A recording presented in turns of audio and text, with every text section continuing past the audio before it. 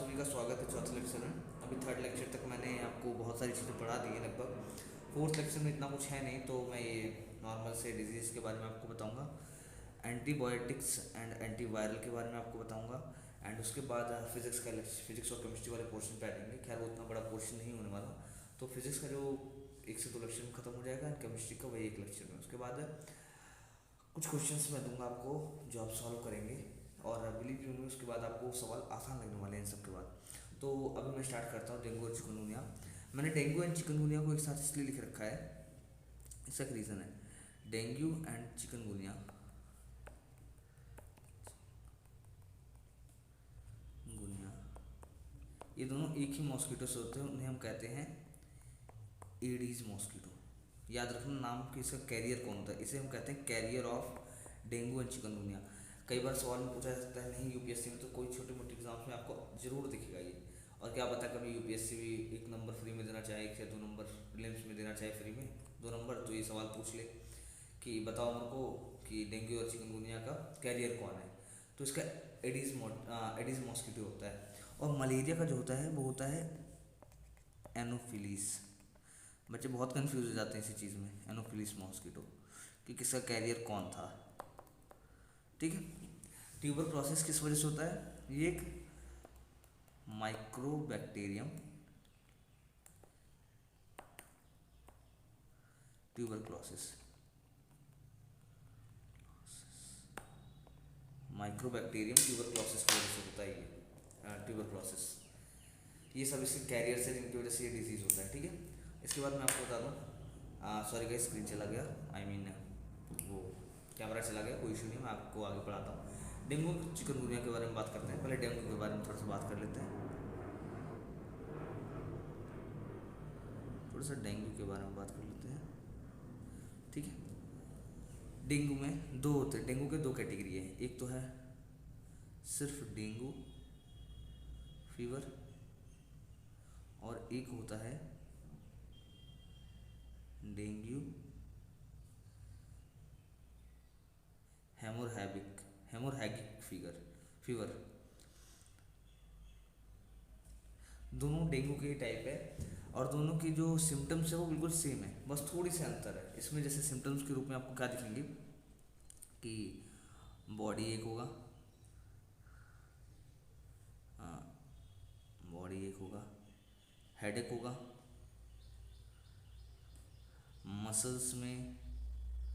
Muscles में eyes में और जॉइंट्स में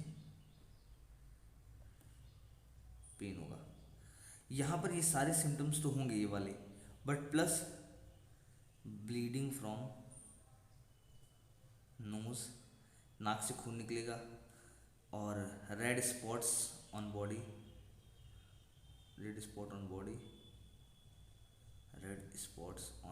ठीक है, रेड स्पॉट्स ऑन बॉडी। तो ब्लीडिंग हो सकती है, नोज से ब्लीडिंग, और रेड स्पॉट्स हो सकते हैं किस पे, बॉडी पे। और देखो डेंगू फीवर का ही मोस्ट सीवियर केस होता है डेंगू हेमोरैगिक फीवर। ठीक है। दोनों का कैरियर एक ही होता है, वो होता है एडीज मॉस्किटो। इतना समझ में आ गया आपको? इसके फंक्शन के बारे में आपको नहीं जानना कि कैसे होता है, कि एडीज मॉस्किटो पहले अपने लेग को एक एक्स को लेकर देता है, फिर वो डेवलप होते हैं और उसके बाद ये सब होता है। तो ये सब इतना जानने की जरूरत नहीं, बस कैरियर के बारे में थोड़ा सा जानो। एक मिनट में थोड़ा सा पेज ऐड कर लूँ, पेज नहीं ऐड किया क्या शायद इसमें। ठीक है, दूसरे पे आ जाते हैं। अब हम बात करते हैं थोड़ा सा यहाँ पर अबाउट मलेरिया। अब मैं थोड़ा सा आपको मलेरिया के बारे में बता देता हूँ।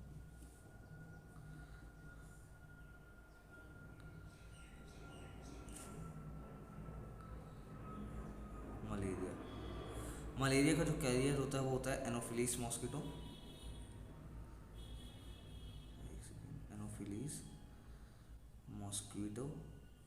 और ये जिसके वजह से होता है उसे हम कहते हैं प्लाज्मोडियम पैरासाइट।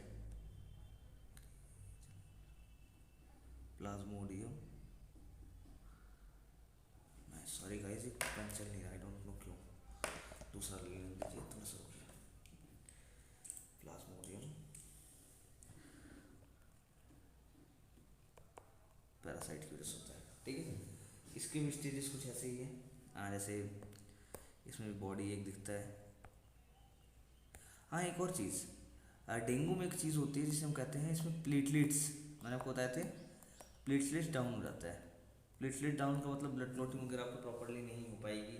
प्लेटलेट्स के फंक्शन मैंने आपको पढ़ा रखे ब्लड वाले में, इसमें प्लेटलेट्स डाउन हो जाती है, इसमें बॉडी एक हो गया, हेडेक इसमें भी होता है, मसल पेन एक्सेट्रा इसके फीचर्स है। फीचर्स का मतलब प्रॉब्लम्स है, ठीक है। मेन फोकस आपको करना है ट्यूबरक्लोसिस के ऊपर और कैंसर के ऊपर।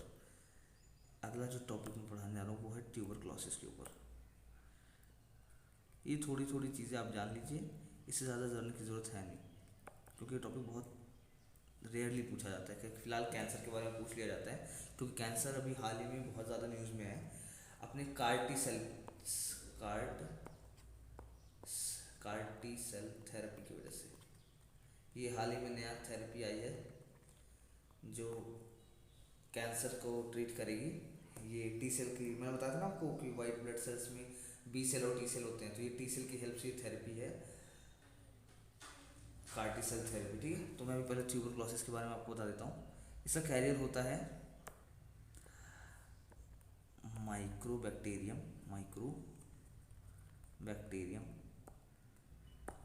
ट्यूबरक्लोसिस, ठीक है।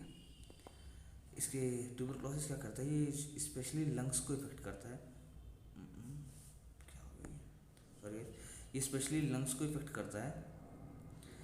बट ऐसा नहीं है कि केवल लंग्स को, it may affect your body, any it may affect any part of your body, sorry, it may affect any part of your body, ठीक है।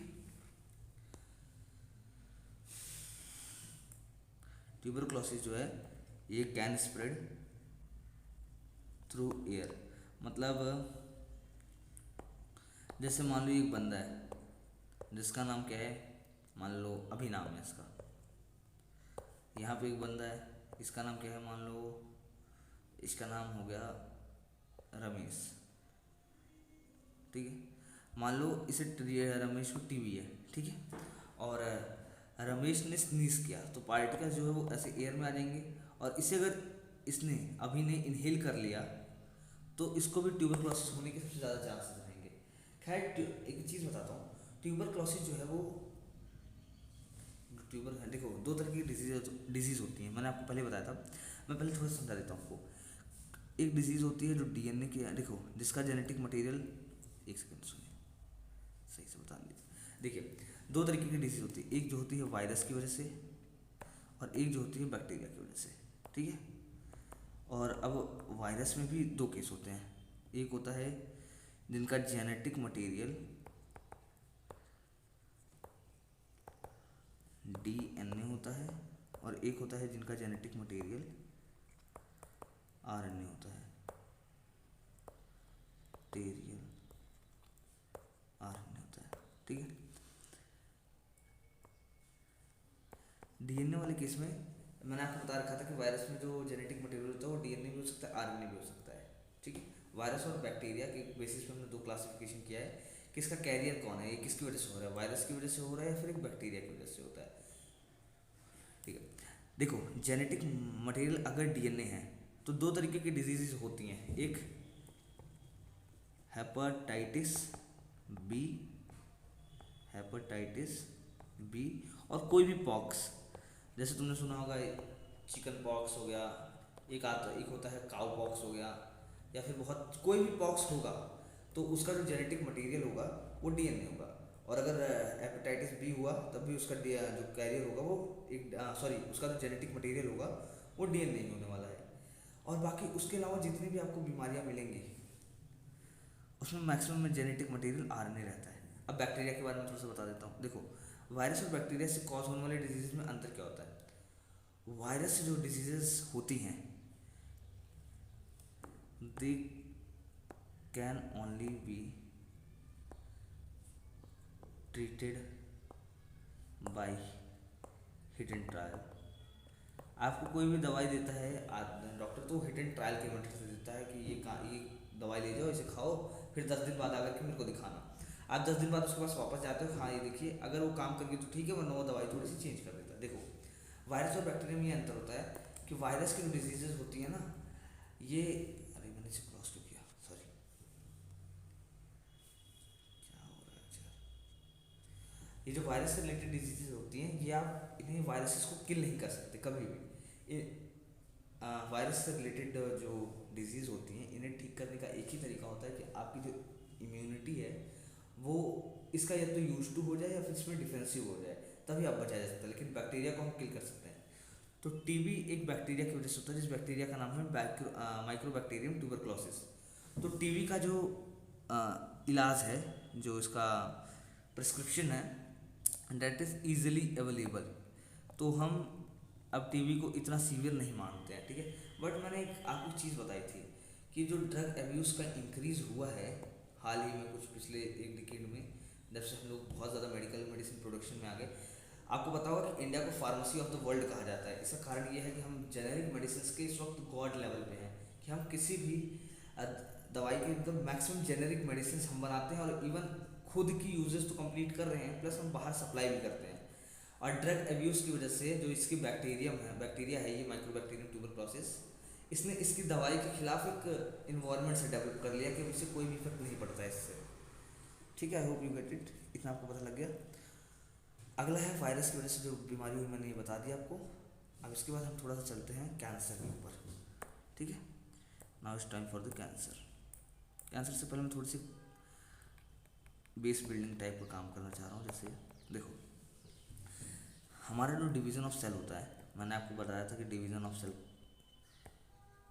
अच्छा एक बात बताओ, डिवीज़न ऑफ सेल में सबसे ज़्यादा कौन सा विटामिन हेल्प करता है? जरा एक कमेंट में बताना। मैंने भी लास्ट लेक्चर में समझाया था आपको, लास्ट में जवाब दे दूंगा अगर मेरे को ध्यान रहा कि मुझे बताना है, वरना बताना, ठीक है। डिवीज़न ऑफ सेल जो होता है ये कंट्रोल्ड होता है। मतलब जैसे कि मान लो आपका एक सेल है, ये 2 में डिवाइड होगा और उसके बाद रुक जाएगा, हाँ ठीक है मेरे को इतना ही सेल डिवाइड करना है। लेकिन जब एक सेल समझ नहीं पाता कि मुझे कब रुकना है, और ये कंटिन्यूसली डिवाइड करता जा रहा है, ये कंटिन्यूसली बिना सोचे समझे डिवाइड करता जा रहा है, तो क्या होगा एक वक्त जा कर के कि ऑब्वियसली वहाँ पर बहुत सारे सेल हो जाएंगे। और मतलब जैसे कि मान लो ये बॉडी पार्ट है, मान लीजिए ये हाथ है, ठीक है, ये हाथ है,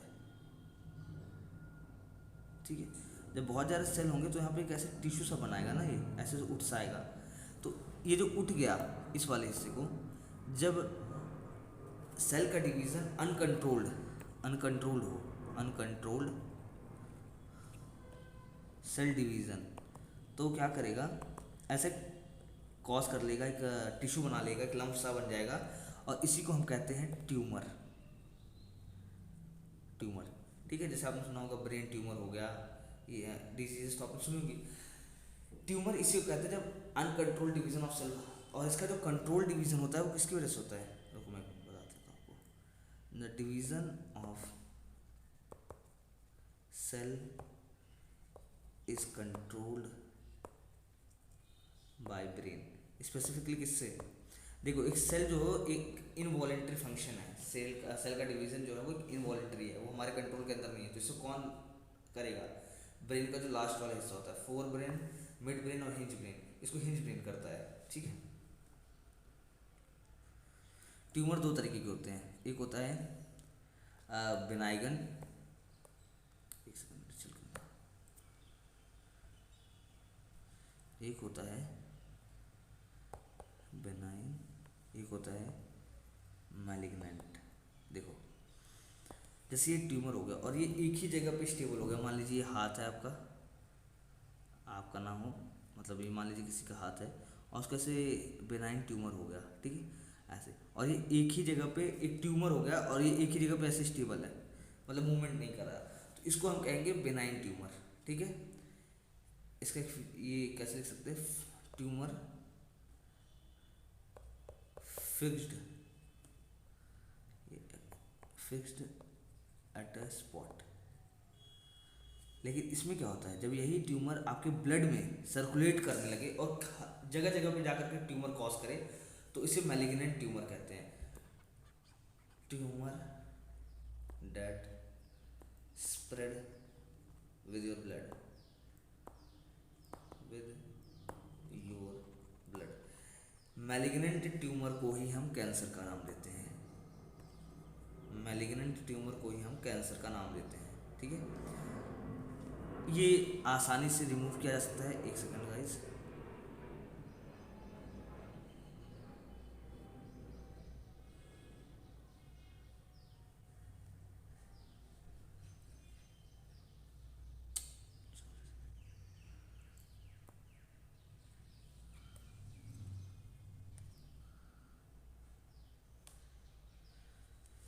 ठीक है, यहीं पे समझा देता हूँ। जो ये अब दो तरीके की मैं ट्यूमर आपको समझाया था, एक तो था बेनाइन, एक था मैलिग्नेंट। ये वो होता है जो एक जगह पे स्टेबल रहता है, और ये होता है जो स्प्रेड होता है। इसको इजी टू रिमूव होता है, और कब तक, हर पार्ट से इसे रिमूव किया जा सकता है बहुत easily, except severe in case of brain. जब ये ब्रेन में हो जाता है तो ये सीवियर हो जाता है। ठीक है, this is not easy to remove, not easy to remove as medical technology में जो एडवांसमेंट हुई है उसकी वजह से हमने काफ़ी सारे कैंसर्स का इलाज तो ढूंढ लिया है, लेकिन अभी भी जो सबसे ज़्यादा सीवियर केस है वो है ब्लड कैंसर का। ब्लड कैंसर से तो आप वाकिफ होंगे, हमारे प्लेयर थे युवराज सिंह, उन्हें ब्लड कैंसर का इशू था, बट खैर जहाँ तक मेरे को पता है कि वो अब ठीक हो चुके हैं। तो ब्लड कैंसर में सबसे ज़्यादा मोस्ट डेंजरस जो है इसमें वो होता है ब्लड कैंसर, क्योंकि इसमें उसे रिमूव नहीं किया जा सकता है, ब्लड कैंसर। ठीक है, मैंने आपको कैंसर के बारे में बता दिया। ठीक है, और अब मैं लास्ट डिफरेंशिएशन करने आया हूँ। अब हम करेंगे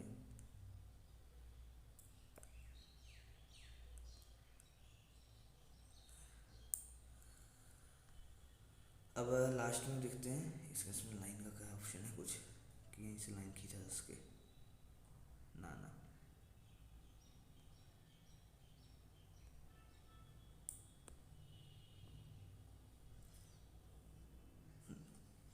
छोड़ो गाइस, लग रहा है मैं रिसर्च ही कर रहा हूँ क्या इसके ऊपर।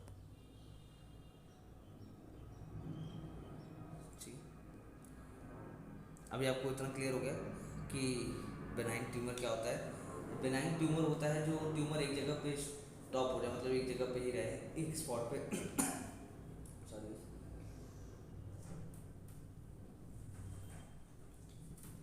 और मैलिग्नेंट ट्यूमर वो होता है इसमें एक ट्यूमर जो है वो ब्लड के थ्रू इधर उधर मूव करे, एक जगह पे स्पॉट पे फिक्स ना रहे। ठीक है, आई होप इतना हो गया क्लियर आपको। अब इसके आगे का मैं बताता हूँ आपको। इसके आगे हम पढ़ने जा रहे हैं कि antiviral versus antibacterial.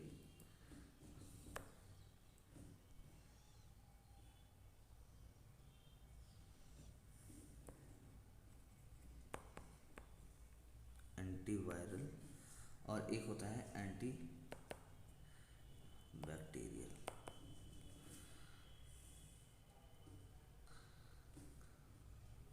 Antiviral versus antibacterial. ठीक है, एंटीवायरल और एंटीबैक्टीरियल में क्या अंतर होता है,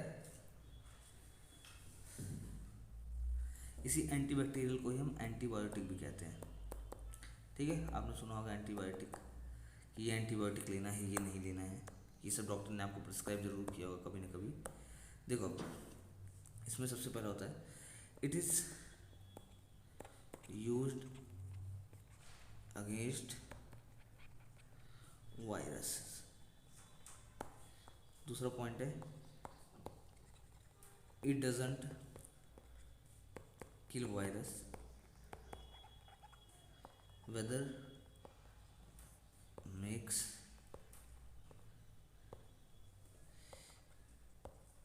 immune system ready to face it। ठीक है, दो पॉइंट। तीसरा है help to get out of symptoms, सिर्फ सिम्टम्स को दूर करता है, डिजीज़ को नहीं, ठीक है। और लास्ट में हो गया ये obviously immune system gets stronger, ठीक है। ये यूज्ड अगेंस्ट बैक्टीरियल डिजीजेस। दूसरा है इट किल्स बैक्टीरिया तथा बाई किलिंग बैक्टीरिया, मैं भी इसका मतलब आपको सभी को समझा रहा हूँ, अभी आप लिखिए बस। By killing bacteria it helps in getting rid of symptom as well as disease, ठीक है। चौथा है, यही लिख दीजिए, चौथा है इम्यून सिस्टम गेट्स स्ट्रॉन्गर। समझाता हूँ आपको आपने अभी तक नोटिस किया होगा, जितना मैंने अभी आपको बताया ट्यूबरक्लोसिस में, कि बैक्टीरियल डिसीजेज जो होते हैं इनको ट्रीट करने का ऑप्शन रहता है हमारे पास, ठीक है। जो बैक्टीरियल डिजीज होते हैं ट्रीट करने का ऑप्शन रहता है हमारे पास। ऐसा क्यों रहता है कि हम बैक्टीरिया जो है वो एक लिविंग हिस्सा है, बैक्टीरिया जो होता है ये एक लिविंग होता है, ये क्या होता है, लिविंग, सॉरी, बैक्टीरिया जो होता है एक लिविंग होता है, ठीक है। और लिविंग होने की वजह से जो चीज़ जी रही है उसे हम मार सकते हैं, लेकिन वायरस जो होता है वो नॉन लिविंग है एक तरीके से। तो जो नॉन लिविंग है, जो पहले ही मरा हुआ है, उसे आप कैसे मार सकते हो? तो बैक्टीरिया को हम मार सकते हैं, जिसकी वजह से हमें इट किल्स बैक्टीरिया, और इसकी वजह से हमें क्या होता है, सिम्टम्स से भी रीड मिल जाता है एज वेल एज डिजीज से भी, ठीक है। और वहीं पे यहाँ पर इट डजेंट किल वायरस, ये कि वायरस को नहीं करता, बल्कि हमारे इम्यून सिस्टम को जो है वो स्ट्रॉन्ग कर देता है और रेडी कर देता है कि हाँ ये डिजीज़ फैल रही है तुम्हारी बॉडी में, तुम इसके लिए तैयार हो जाओ। ये सिम्टम से छुटकारा देता है केवल, और इस सिम्टम के साथ साथ डिजीज से भी छुटकारा दे देता है। ऑब्वियसली इनको लेने के बाद इम्यून सिस्टम जो है वो स्ट्रॉन्गर होता है, तो बेसिक सी चीज़ है, ठीक है। फाइनली ये आज का लेक्चर बहुत ही छोटा था, एंड आफ्टर दिस ये हमारा जो टॉपिक है ये ख़त्म हो गया। आज थोड़ी तबीयत भी ठीक नहीं है, इस वजह से ज़्यादा एनर्जेटिक नहीं था मैं। तो हमने पहले किया डेंगू एंड चिकनगुनिया कर लिया, फिर हमने मलेरिया कर लिया, फिर ट्यूबरक्लोसिस कर लिया, फिर कैंसर कर लिया, फिर एंटीबायोटिक और एंटीवायरल कर लिया। मैंने आपको सारी चीज़ें लगभग बता दी है, इससे ज़्यादा इनमें पूछने की कोई चांस दिख नहीं रहा मेरे को। तो इसी के साथ आज का लेक्चर यहीं पर एंड करता हूँ मैं।